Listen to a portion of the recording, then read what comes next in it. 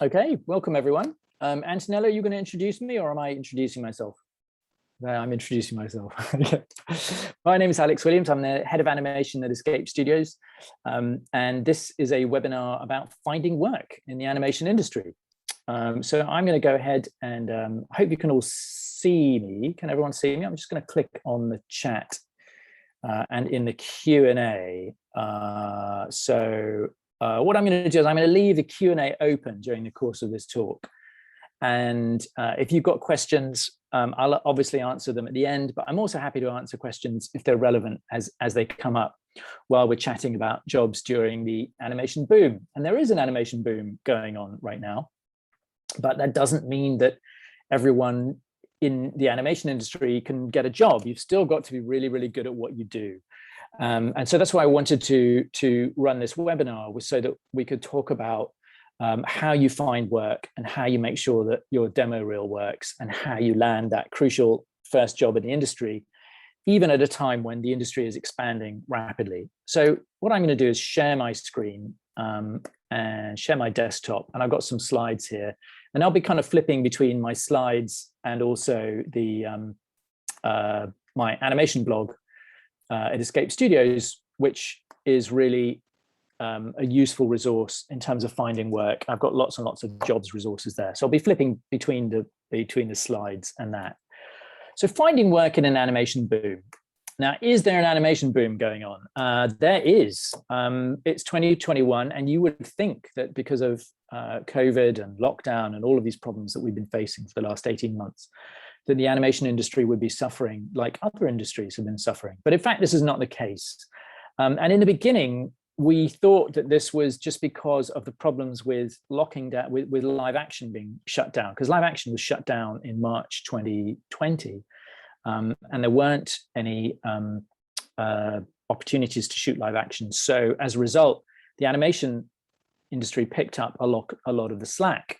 And so we kind of expected that to taper off as live action came back on stream, but it really hasn't. And a lot of companies, particularly in the UK, have expanded a lot. Production is up a lot. And they're also hiring more UK talent, which we'll come to in a minute. But just to talk about some of the companies that are hiring right now, Blue Zoo is expanding rapidly. They've hired a bunch of our graduates from Escape Studios in the last few. Let's see, if I go to the blog and if I search for success stories and I just scroll down. Oh yeah, Aardman are hiring for Paper Pop City, which is an Aardman spin-off. MPC are hiring. They just picked up one of our graduates, Nicole Isarudin, who's very produced a lot of animation projects at Escape Studios. Rasul Edgy, Lucy Harris has gone to Blue Zoo. And if I click on that, that should give me a link to some other escapees. Yeah. So a bunch of people, we've had 4 just in February, in 2021 alone, and then a bunch recently. If you want to find this link, by the way, you just go to the animation blog and you just click on success stories, and it will give you a useful sense of where people are going at the moment and what kind of jobs they're making it into.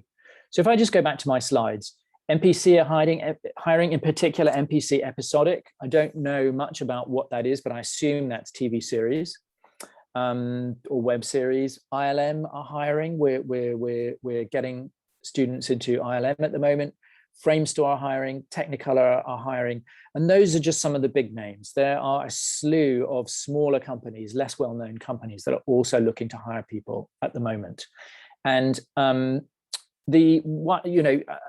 guessing that most of our students, and in particular, are the sort of those who voted in the Brexit referendum in 2016 probably didn't vote for Brexit. That's what I'm going to guess, that most of our students were not in the demographic that voted for Brexit. And it is one of the great ironies of life that Brexit is now delivering some benefits to our students, because the big British animation companies used to recruit a lot of their fresh talent from French schools in particular, and also schools in Denmark and Germany. And though that route is now not closed off to them, but it is much less attractive than it used to be because of the end of freedom of movement within the European Union. So why we might feel sad about Brexit in many ways, it is bringing some benefits to our students, as long as they have the right skills and the right abilities. So here we go. Here's my checklist. This is what I'm going to run through over the next 25 minutes, and then I'll take questions. 10 steps to land your first job. And these are, we could come up with a, variable list of 10 things, or it could be 12, or it could be 8, or it could be 9. But I think these are more or less the 10 things that you need to do in order to land your first job. So number 1 is get good at what you do. Number 2 is to polish your demo reel. Number 3 is to be easy to find. Number 4, make sure you've got a good CV. Number 5, sign up for those job alerts. Number 6 is you've got to apply. This might be an obvious one, but you'd be surprised how many people don't. Number 7 is to be the rhino and get that rejection is normal, and just learn to put up with it. And then work your connections, get ready for interview, and do not give up. So those are my 10 steps. So let's go through them individually. Right, get good at what you do. Now, obviously, that's what you come to Escape Studios to do. You come to learn stuff and learn animation and get really good at it. And you're going to do that in the course of your coursework. And we will set you exercises to do, and you will do those exercises, and you will get feedback, and you will refine your work, and you will get better. But there's also an expectation that you're going to do some stuff on your own time as well. And in particular, after the course, when you sit down and you look at your demo reel and you think, well, I've got some great shots in there, but I think I need a bit more. There are some simple ways that you can work on your stuff to make it better. And one thing I'd like to focus on is our Vimeo tutorials. And so I'm going to go back to the blog here now. And I'm going to click on this link here, Vimeo. And if you click on that, you will find the Escape Studios Vimeo tutorial channel. Now, these tutorials are all for our students. They're all password protected. But if you send me a message, if you're one of our currently enrolled students or a recent graduate, I will send you the password. And this Aladdin's Cave will be opened up to you. And there are just tons of stuff here. We've got animation basics. We've got the bouncing ball. We've got different versions of the bouncing ball. We've got the Luxo lamp hop. We've got walks, we've got character walks, different character walks from different tutors, Amanda Costa, stuff from me, Mark Stevenson, all kinds of material from different tutors who put a slightly different spin on the animation process. And so what you can do is just go through these things. And if you've got, if it's a rainy Sunday afternoon and you've got a couple of hours, just do a tutorial. And just learn. There you go. There's one on blend shapes. We have so many tutorials now, and getting a nice walk cycle, getting a nice run cycle on your reel. These are all good things to have, and so I highly recommend going through our stuff and just filling in any of the gaps that are in your reel. If there's stuff you don't really feel you've polished enough, you can go back and do a video tutorial and add it to your reel. Another way that you can get good at what you do is by collaborating on short films. Now, we make a lot of short films at Escape Studios. These are group projects. They're going on all the time, not so much now during the summer. There's a little bit of a lull, but actually, even as I say that, I'm pretty sure that Lee Caller, who teaches our short course, I'm pretty sure that Lee has got a project starting up pretty soon.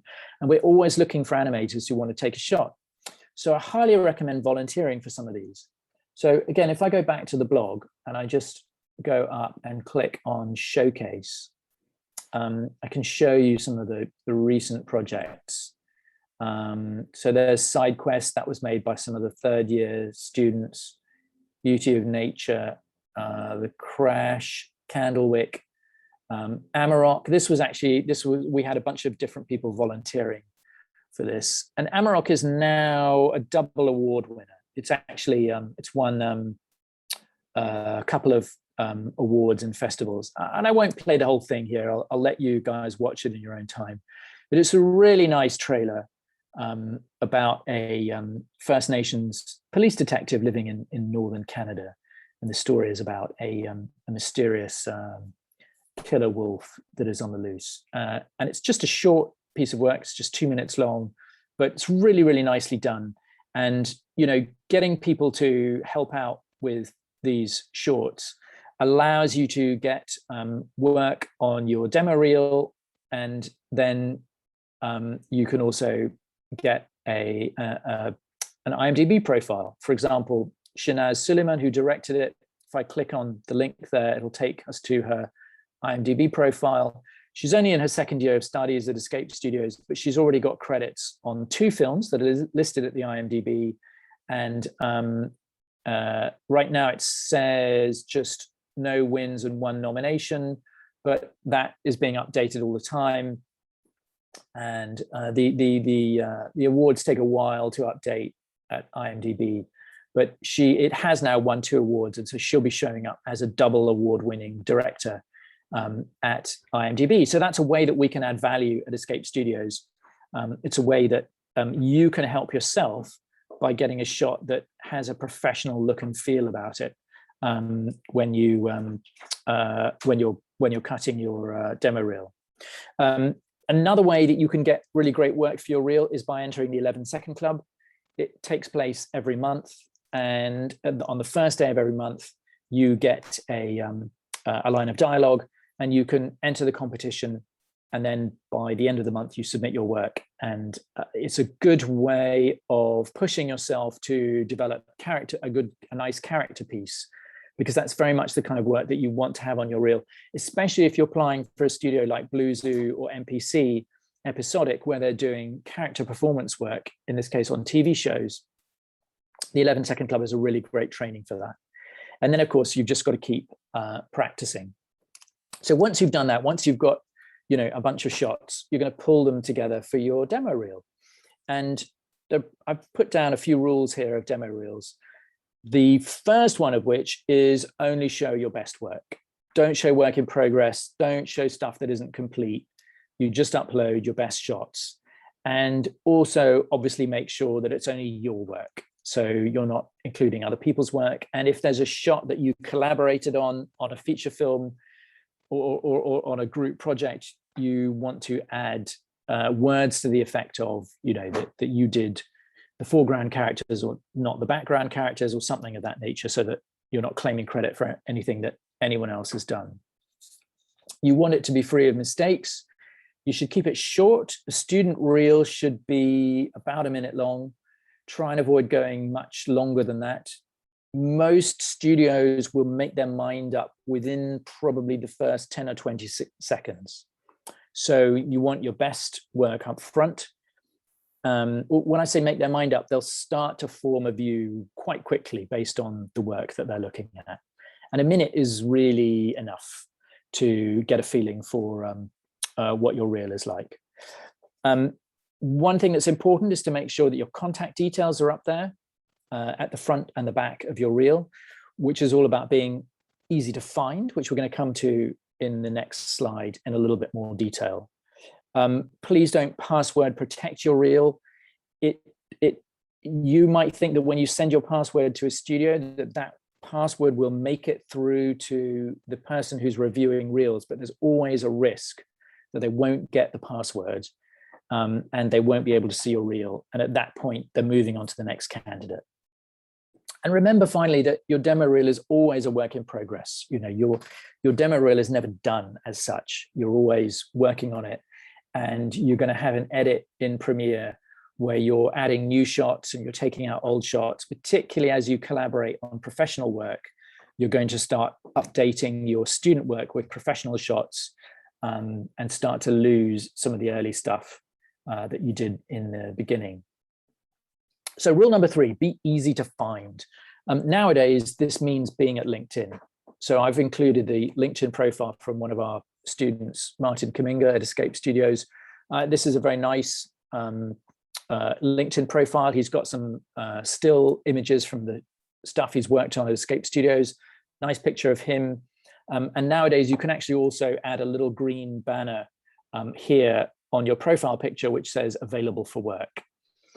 And then you can also say your LinkedIn profile when you're available for work, because animation recruiters live at LinkedIn. And when I say live there, they mean that's their primary resource for finding people, and also checking on who's available and who isn't. And if your LinkedIn profile shows that you are available for work on such and such a date, this is a huge help for recruiters, because producers are always looking for not just for the right talent, but for the right talent that's available at the right time.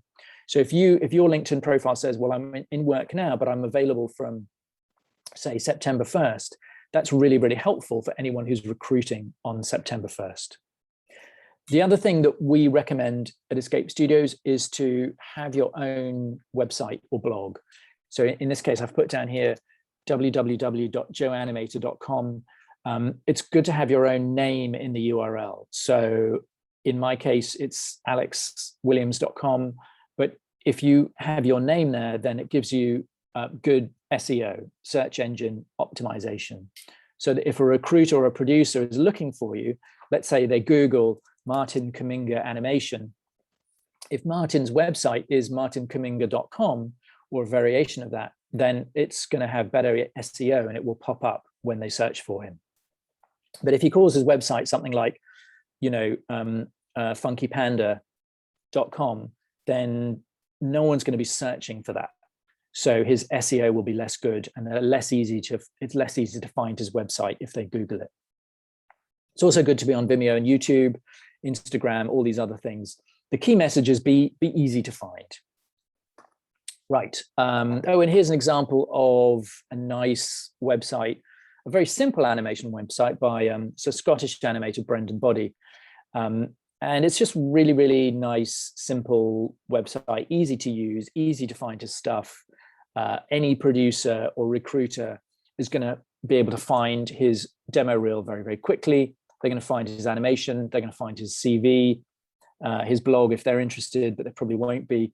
They just want to know, is his show reel suitable for the film that they're hiring for? So being easy to find and having your show reel easy to find is really, really helpful when it comes to matching your talents up with a recruiter.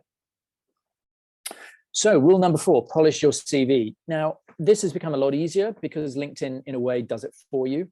So when you build your LinkedIn profile, you're going to have all your jobs listed at LinkedIn. But a CV is still a really useful thing to do. The important thing is to keep it short. Don't write a 10-page CV. No one will read it. Keep the jobs relevant. The fact that you did a barista job in Milan in 2018 really isn't going to help you very much. If you've got animation internships, anything animation related, that's what you want to put on your CV, and also make it look a little bit nice. You're a graphic artist, so you can download a stylish template from the web and use one of the templates out there, so it doesn't look just like a boring, plain old Word document. Okay, so rule number 5: sign up for job alerts. Now, this is really important. I'm personally signed up with animationjobs.com, or is it animatedjobs.com, or are they perhaps different or the same? I'm not 100% sure, but I sign up for all of these things. You can also follow the companies at Twitter. If you follow Framestore, MPC, Aardman at Twitter, you will get first dibs on their jobs, because they often tweet their jobs and then they will take down the tweet like 2 days later. So you want to follow them in your Twitter feed, and try not to, try and declutter your Twitter feed so that you're only following the companies that you're interested in, and you're not following all the ranty people who are offering you their unpleasant views on politics or whatever it is that people drone on about at Twitter. That you're just using Twitter as a business tool in order to find out the latest news on the latest jobs, and be ready to go when these jobs come up, because they tend to go fast. So animationjobs.com, Twitter, and also LinkedIn. You're gonna see people are hiring at LinkedIn now increasingly. We're looking for an animation tutor at Escape Studios now, and that job was posted at LinkedIn. And that's how we find an awful lot of talent now. So you've got to sign up for the alerts and check them every day. All right, now rule number 6: apply. You've got to apply for a lot of jobs. Lots of people make the mistake, they apply for 1 or 2 jobs, they don't get them, and then they're all disappointed. You need a kind of scattergun, blunderbuss. I've got a picture of a blunderbuss here, an old-fashioned, inaccurate weapon, which maybe fires grape shot. And you just got to apply for a lot. Apply for a dozen studios, apply for a dozen more. Rinse and repeat. They used to say at Disney, back when I worked at Disney in the 90s, and it was a commonly repeated saying that Disney would only hire you on the second application. Didn't matter how talented they were, they would reject you the first time around because they wanted to know, and I don't know if it's really true or not, but this is what people said, they wanted to know that you really, really, really wanted to work for Disney, that it was your life's ambition. And if you didn't have the heart to come back at them a second time, they weren't interested. So they're looking for a certain commitment and a certain stick-to-itness. And someone who keeps coming back with a better demo reel each time is an interesting person, because that person has resilience, that person has a bit of steel in their core, that person isn't too upset by rejection, because you're going to get a lot of rejection in the course of your career. And that person is going to be tough and will be the stuff that a good animator is made of. Rule number 7, be the rhino. And this is a really tough one because, you're going to get rejected a lot. I speak from personal experience. I used to joke that I could paper the walls of my loo with rejection letters.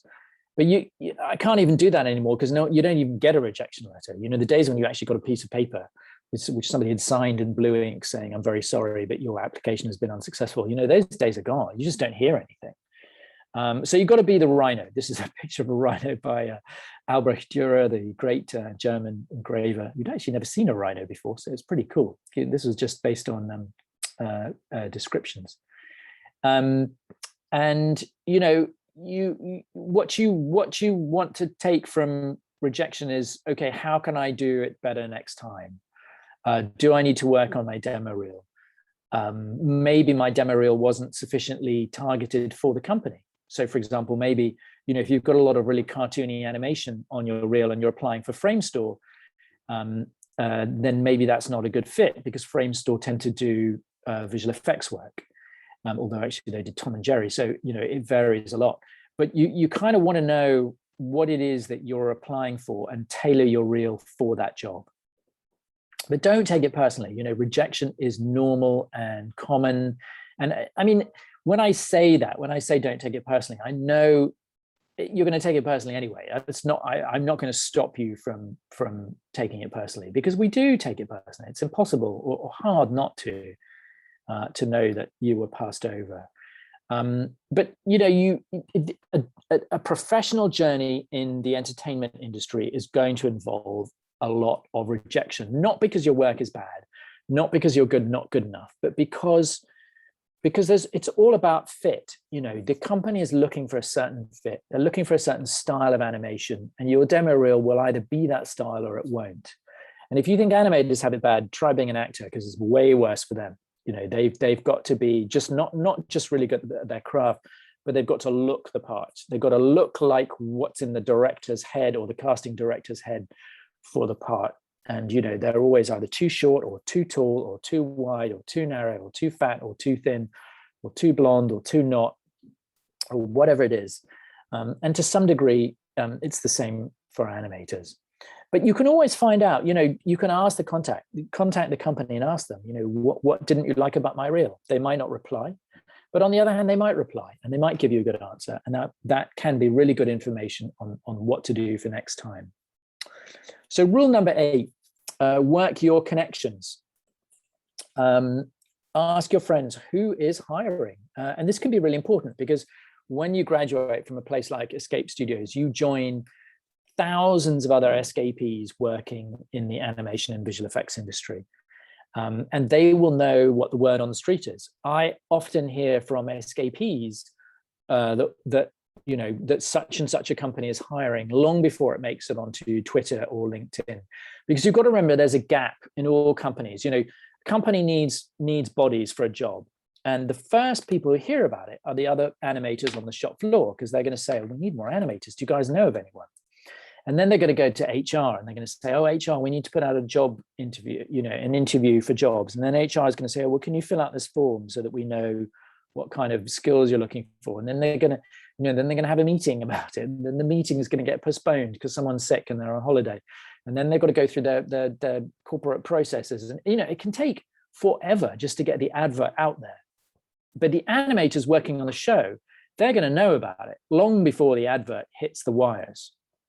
So if you know those animators, if you keep in touch with them, at LinkedIn or through Facebook classrooms or whatever it is, whatever social media you're using to keep in touch with people, then that can be a really, really powerful tool for recruitment. And people will say, animation supervisors will go to the animation floor and they say, hey, you got any friends from college? Have you got anyone good? And they'll say, yeah, I worked with people who are really good. I'll see if they're available. So that's a really, really good way to get started, is by keeping in touch with your alumni group. And it's the alumni groups at Escape Studios are very, very powerful. When I say we have thousands of people, it could be we've been in the business now for 15 years. So say, 500 people a year going into the industry, you're getting on for 7,500 people maybe working in the animation and visual effects industries, just from Escape Studios alone. So do not neglect your alumni networks. Now get ready for interview. Tip number 9. Now, when you get called in for interview, and by the way, nowadays most interviews are remote, obviously, so you're not going to likely get called in, but it's going to be a Zoom call or a G Meet or something of that nature. At this stage, that the company already really likes your reel, right? So they are already inclined to hire you.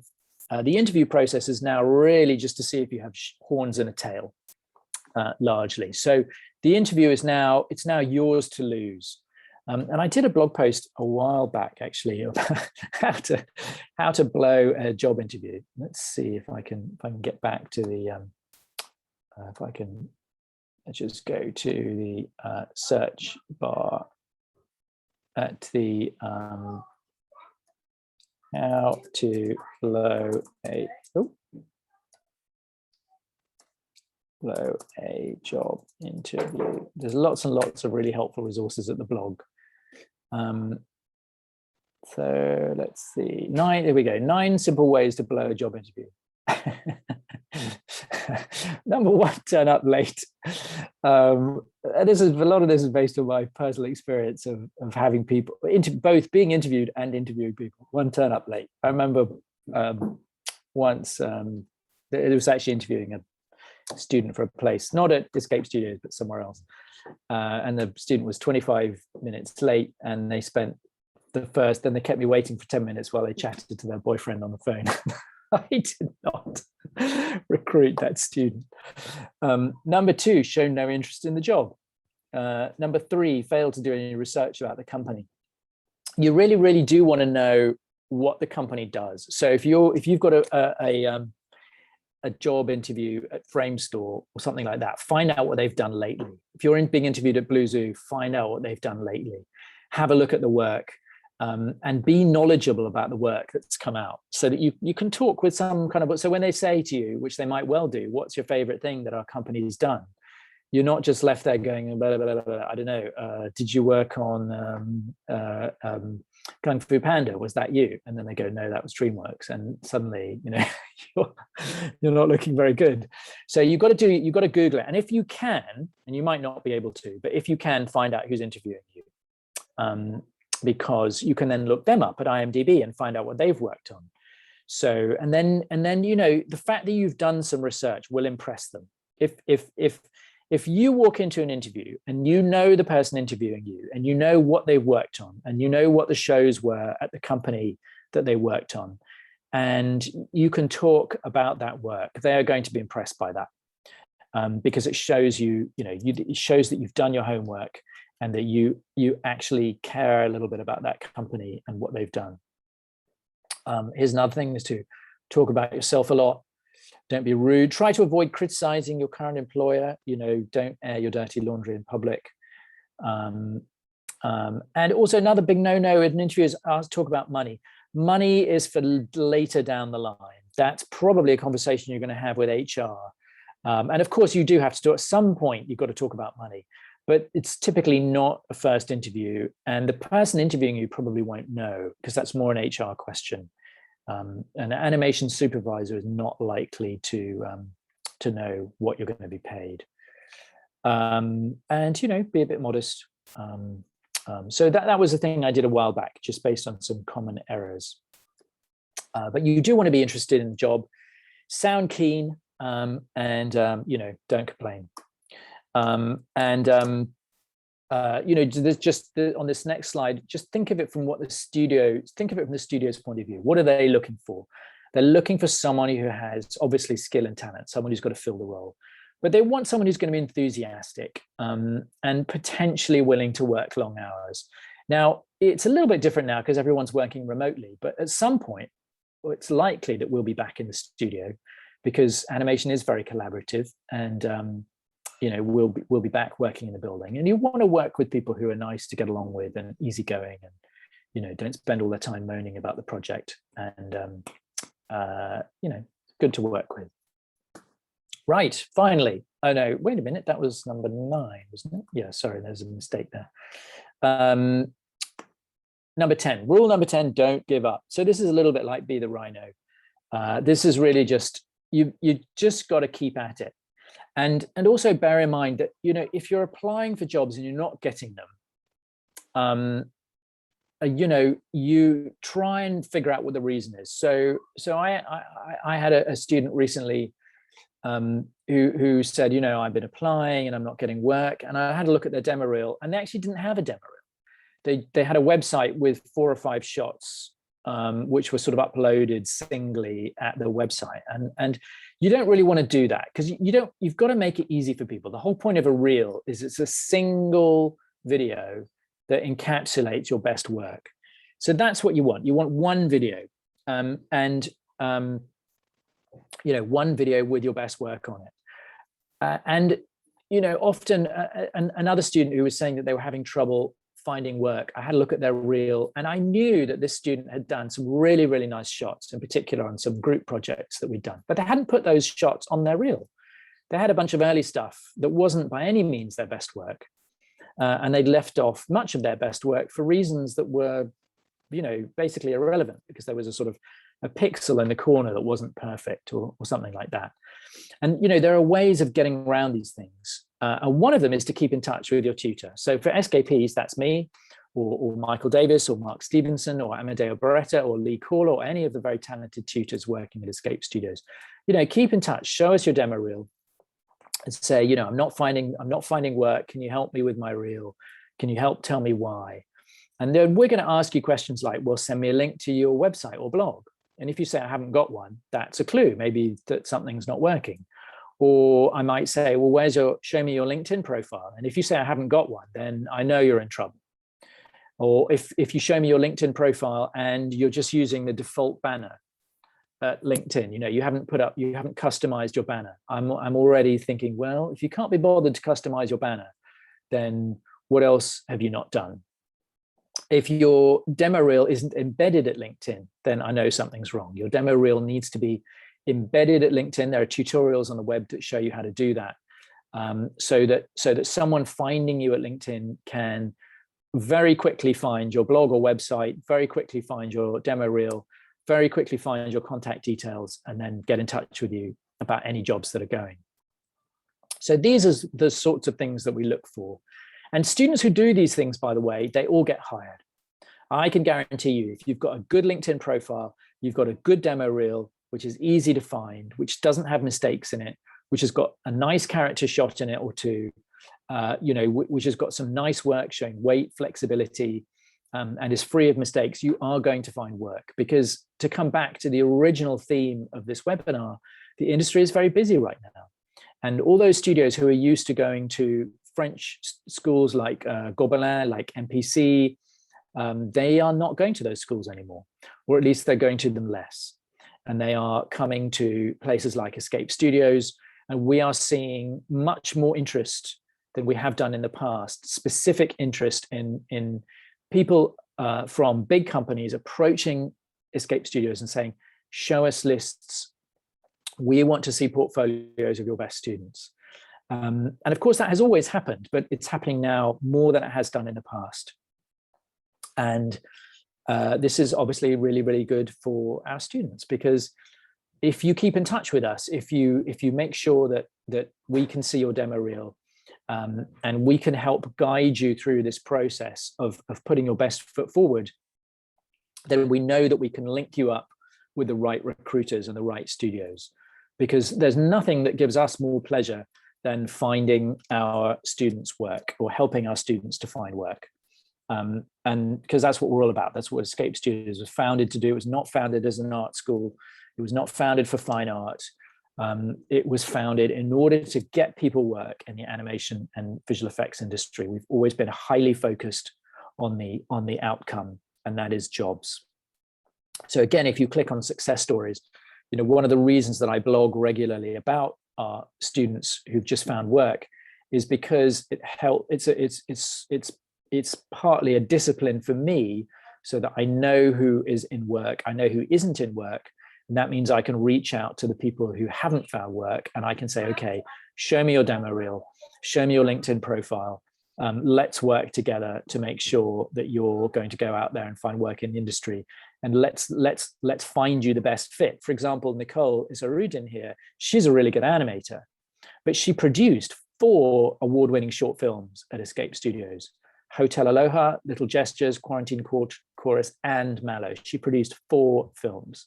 So there was never really any doubt that Nicole was going to go in as a producer, and she started at MPC, because she's done it 4 times. So, you know, before graduating, and by the way, Hotel Aloha was made in her 2nd year at Escape Studios.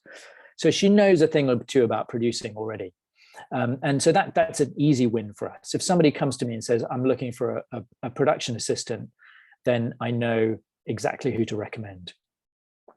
And also, you know, have a look at the jobs outside of pure animation. For example, Lucy Harris here, she's a 3D layout artist, which is basically camera and cinematography.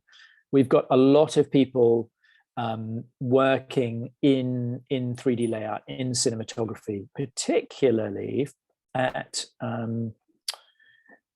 there's Lydia's another person who went into production, particularly the 3rd floor, which has been hiring a lot of our talent recently. Shot creator at the 3rd floor, and the 3rd floor, they're a previs house, so they're really about cinematics. It's all about 3D layout and camera. And by the way, photography is a great hobby for any animator, because it really helps you to understand cinematography and camera. And actually, Sophia had done some work in photography before she came to Escape Studios. So that was already a skill that she was developing even before she came to us.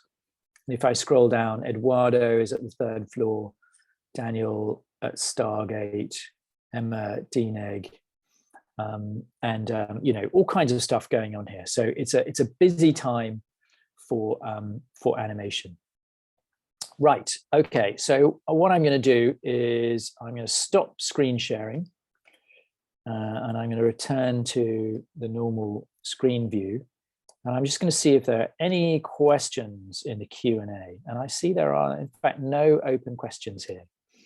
So if anyone has any questions on anything that I've said, then now is the time to speak up, or forever hold your peace. Otherwise, I will wrap it up and call it a day. So does anyone have any questions? Antonella, do you have any questions out there that I can't see? Anything that is coming in on your feed?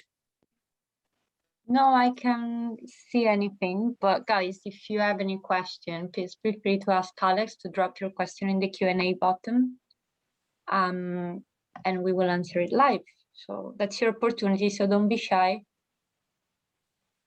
Oh, okay, here we go. Yeah. Anonymous attendee says, how can Escape Studios help international studios? Okay, so I'm not sure quite what you mean by, international students. Well, I mean, obviously by teaching and training, I mean, obviously finding work in the industry to some degree depends on your home market. So I was talking to a student in Argentina recently who was trying to make a living as an independent animated filmmaker in Argentina. And we talked a little bit about the industry there. And he said it's really very tough. There's not much of an animation industry going in Argentina. And at that point, you've really got two choices, which is either to, obviously you've got to learn the craft of animation, and then you've got to do remote working for one of the many studios that have remote workers, or you've got to emigrate. And I would recommend the second. You know, speaking personally, you know, my first animation job, my first job was on Who Framed Roger Rabbit. But after that, I went very shortly after that, a year later, I went to Germany. I worked in Munich for a summer working on an animated film out there. Then I worked in California on Lion King and Pocahontas. I've worked in Canada, multiple different places, Toronto, Vancouver. I worked in Tokyo on a Disney film. I mean, you should never be shy to get on a plane, pack your suitcase and go someplace. Apart from anything else, it's enormously good fun. You're going to learn so much. And so, you know, don't be afraid to move. You know, moving is exciting, thrilling, and you know, a good option. But the first thing you've got to do is get good enough, and that involves all the thing that I've talked about earlier on. Right, Jose asks, good examples of a good LinkedIn profile. Yeah, so I mean, so I think I showed a couple, but if I go to LinkedIn, let's go to my LinkedIn profile. Hold on, I've got to if I share my screen. So go back to screen sharing. Okay, so can you all see my LinkedIn? Yeah. So let's take Lucy Harris, for example, who recently found a job. So here we go, Lucy Harris. So there's Lucy's LinkedIn profile. So she's got a nice banner up there, custom banner, nice picture of Lucy. And then if we scroll down, she's got a little bit about herself. But look, there we go, link to her demo reel. So immediate link, Lucy Harris, animation, showing the software she's worked on. Then there's some other stuff and also her CV down there. So that's a good example. She says she's studied at Escape Studios. So the only thing she doesn't say is available for work, but that's because she's not. She's working at Blue Zoo at the moment. And so we know as a recruiter that she's not available for work. But if she was available for work, then it would say so. So that's an example of a good LinkedIn profile. Okay, so I'm going to stop sharing. Daria asks, do you know if the companies have any other interview requirements, like, for example, animation tests or time tests? Yes, some companies do. So sometimes, actually quite often, you will have to do an animation test. And I know in the past, for example, that Jellyfish have done that. Jellyfish, a very good company based in London, based in Brixton, and they do give people tests. So they'll give you like a 48-hour test. Because what they want to know is not just can you animate, but can you animate fast? And that's because they do TV series work where it's important to be both good and quick. So some companies will make you do a test. And, you know, it's like with anything, you'll get better at doing those tests the more you do them. But probably fewer companies are doing tests right now because they are all short of talent. They're short of skilled talent right now. Okay, so Ali Myers says, hey, Alex, thanks for your webinar. I'm just wondering if the demand for storyboarders is as big as animators. Do you see this demand continuing over the next few years? Yes, so absolutely. So we're always hearing about demand for storyboarders. And that's why we started the MA in storyboarding and pre-visualization a year or two ago, was precisely to fill that gap.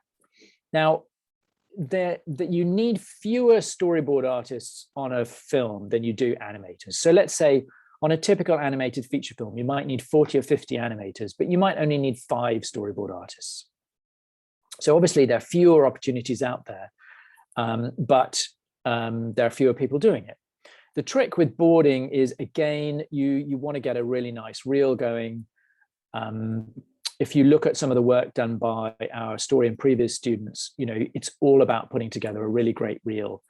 And also, again, you know, collaborating on short films so that you're making films which are getting turned into actual productions. And actually, most of our storyboard artists at Escape are sort of turning into directors, because they tend to, they storyboard these films, they do a storyboard animatic, and then those animatics tend to get made into little mini films. We're making loads of short films at the moment.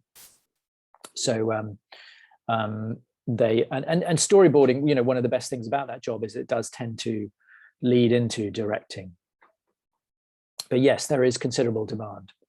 So Alp Yamanel says, he asks, how valuable is it to recruiters and employers that you've worked on a short film that's gone to festivals? So that's a good question. I mean, I would say as an employer, all you really want to know is, well, 2 things. First of all, you want to know, is somebody good? You know, are they a good animator? But secondly, you want to know, are they good at working in teams? We have a big focus at Escape Studios on working in team projects, studio projects, as we call them. And if you've worked in a group of people, then, you know, you start to understand how the group dynamics work. And the more short films you work on, the more you are going to overcome the inevitable disagreements, frustrations, and difficulties that come with managing groups of artists working together. It's not easy working in teams. I can tell you this from personal experience. You will often have conflicts with other group members, and figuring out how to resolve those conflicts in a way that keeps everybody happy, or at least speaking, and then hopefully friends at the end of the project, is an art in itself, and it's one that you need to learn. So working on group projects is really good because it helps you understand the process. It helps you take notes. It helps you make your work better.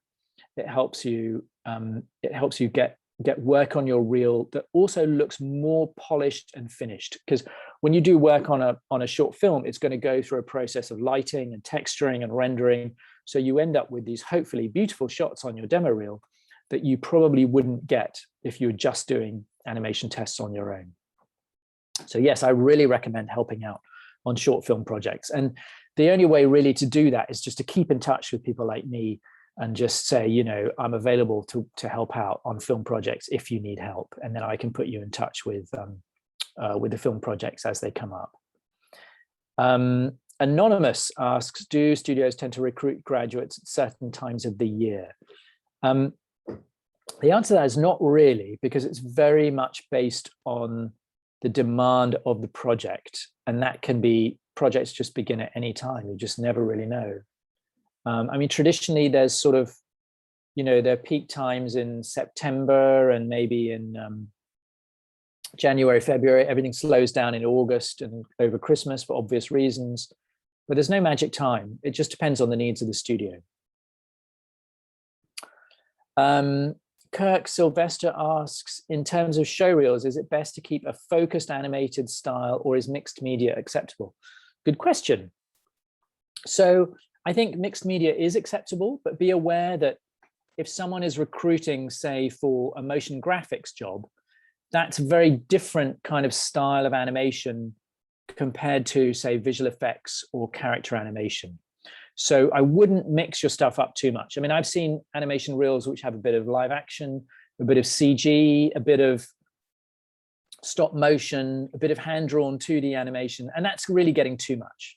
Because again, you've got to think like a producer. Producers are looking for round pegs in round holes.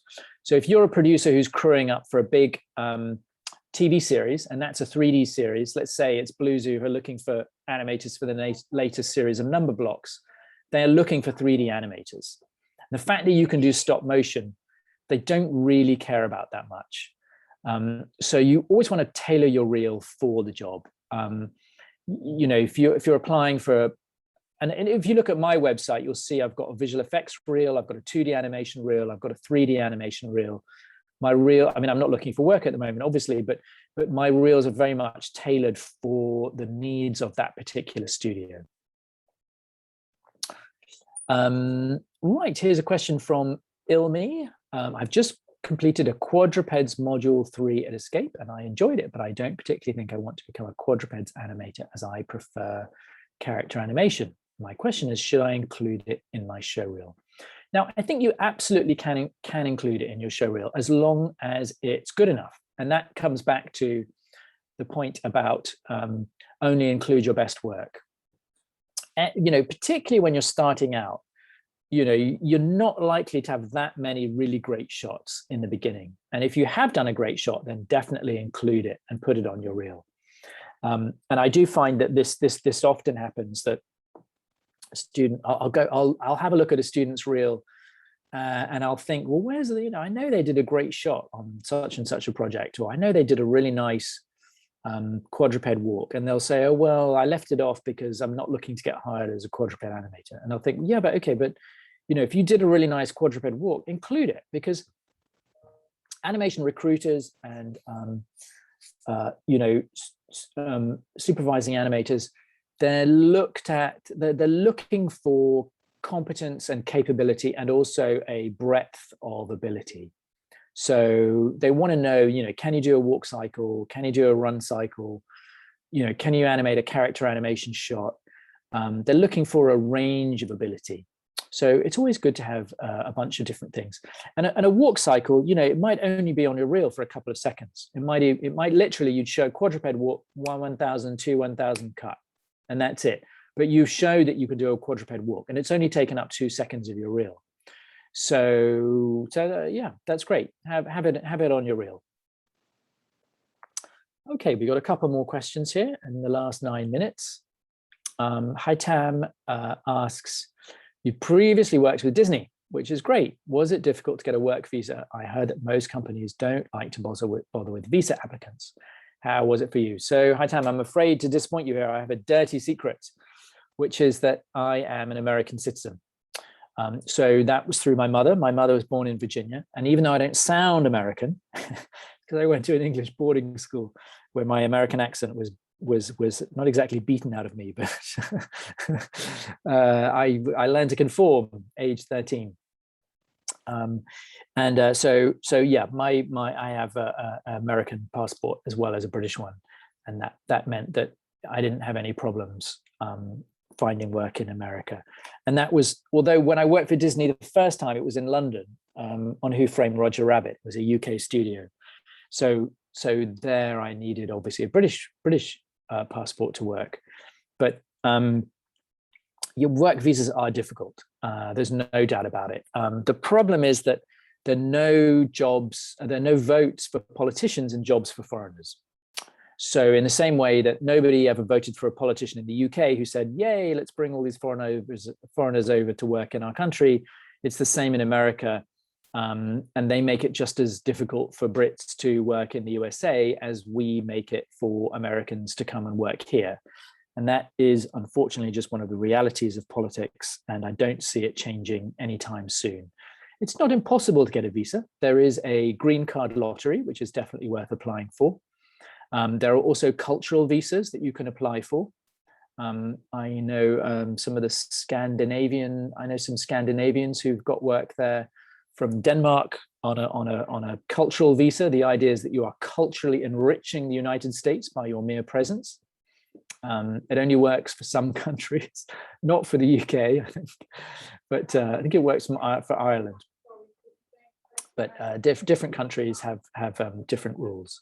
But you know, if you're in the European Union, obviously you've got the whole of the EU at your disposal. If you're in the UK, you've only got the UK, but you obviously the industry here is rapidly expanding. You know, it's growing like mad, and the studios are recruiting. It's much bigger than it used to be. So there are many good opportunities here in Britain right now. And last but not least, Anna asks, what qualifies you as a good animator? Now, that is a difficult question to ask, but a difficult question to answer. But I would say, if you look at the 12 principles of animation, that's a good starting point. But I guess it's just one of those things that you know it when you see it. If you look at a really great animation demo reel, you see the reel and you'll think, great, that was a really good reel. I want to hire that person. Or that reel has some nice things about it, but it's still got some problems. Maybe it's a bit floaty. Maybe it's a bit weightless. Maybe there's no character performance on it. That's quite a common thing. That's why I mentioned the 11-second club. Often I will see student reels that have got some great locomotion on there, some great mechanics, maybe some great pantomime, but there's no dialogue shot. And having a really nice, 11-second dialogue shot that really tackles character animation can be really important, depending, of course, on what you're applying for. But having a nice range of work can be really, really helpful.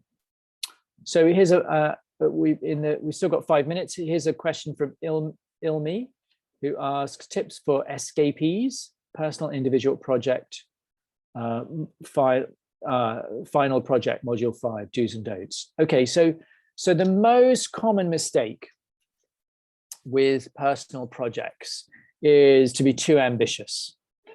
And this is a mistake that I have made myself when I made my first animated short. It was, I think, 10 minutes long and it never got finished. So I am completely guilty of this mistake. And I understand why people make it, because you have all these ideas and you want to make it bigger, and you come up with all this great material and you want to throw it all in. Try and keep it short. If you're making a short film, make it short, make it a minute. You can tell a story in a minute. Shanaz's, that little trailer, Amarok, that's winning prizes, that's 2 minutes long. Don't be, keep it less than that. Anything over 2 minutes is starting to get really, really super ambitious for a group project. If it's your own personal work, stick to 11 seconds. If it's just you, take the 11-second club as a template, and you might work for 3 or 4 weeks on that one shot, but make it a really great shot, really knock it out of the park. Yeah, that's my top tip, is keep it short and make it appealing, and also remember, the animation industry is still about family entertainment. You'd be surprised how many people include, swearing or adult material or naked people. Really try and avoid that, because the chances are you're going for a company like Blue Zoo or Disney or DreamWorks that does family entertainment, and that's the kind of thing that they're looking for. Max asks, I've been applying for jobs and internships over the last 4 years with no success. One of the biggest barriers is lack of commercial experience. What's your advice on getting commercial experience? So this is a kind of a catch-22. But if you're not, I'd say, after this is over, send me an email. I'll put my email address in the chat and I'll take a look at your reel. There's probably a problem with your reel. If you've been applying for 4 years and you're not getting any bites, it's probably because your reel isn't there, or something like that. I haven't seen what you're doing, but that's the most likely thing, that your reel is not polished enough, or there's some shots in there that aren't that great, or something of that nature. But if you want to get experience working on one of our shorts, so again, send me your reel, and I'll see if we've got anything coming up which could use a shot or two, and you can help out on one of the shorts, and that will help get you experience on a commercial project. Now, as far as internships are concerned, finding an internship is almost the same as finding a job. So let me just if I go to the blog, actually, let me just, before we quit, let me just share my screen. So if I share screen now, so let's go to share. So if I go back to the animation blog, and there we go, there's a button here called internships. So if I click on that, it will say 8 steps to find an animation internship. And you're going to see that you know, the points here. This is a slightly older blog post. It's from 2017. That's obviously pre-pandemic and stuff has changed. So, you know, you'll see at number 5, I wrote, start sending letters. And it's amazing how the world has changed, even in 4 years. You know, what's a letter? You know, no one sends a letter anymore. But basically, finding an internship is very, very similar to finding a job. You might think it's easier than finding a job. It's actually not. It's harder, because internships by their very nature aren't particularly useful to the company, and therefore there are fewer of them.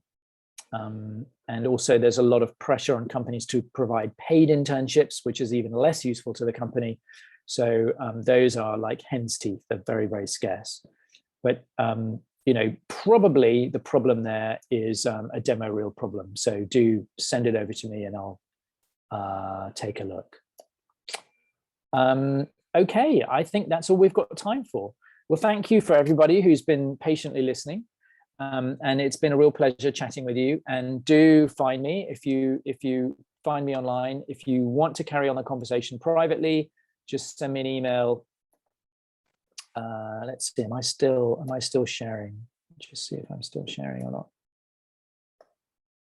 not. Yes, I am still sharing. So you can see my email address here at the blog, alex.williams1@pearson.com. I do reply to emails, and I will do my best to help you find your first job in the animation industry. All right, so I'm going to stop sharing, and then I think that is the end of today's talk. Thank you very much, everyone, for listening.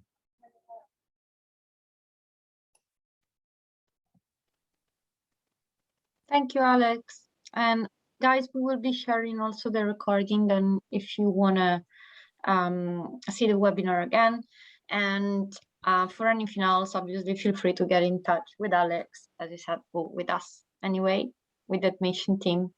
Thank you very much, Alex, for your time today. It's been a pleasure. Thank you. Bye. Bye, everyone.